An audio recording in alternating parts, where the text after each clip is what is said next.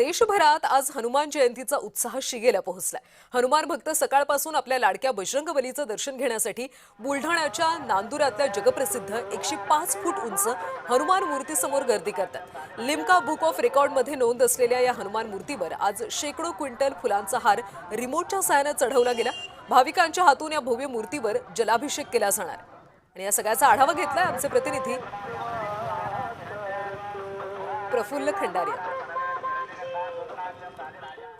बुलढाणा जिल्ह्यातही आज हनुमान जयंतीचा उत्साह जो आहे तो शिगेला पोहोचल्याचं चित्र जे आहे ते आपल्याला पाहायला मिळतं आणि बुलढाणा जिल्ह्याची ओळख आहे ती म्हणजे नांदुरा येथील सर्वात उंच हनुमान मूर्ती असलेल्या 105 फूट या हनुमान मूर्तीची उंची आहे। या भव्य मूर्ती समोर सकाळपासूनच भाविकांनी हनुमान जयंती निमित्त दर्शनासाठी गर्दी केल्याचं चित्र आपल्याला या ठिकाणी पाहायला मिळत आहे।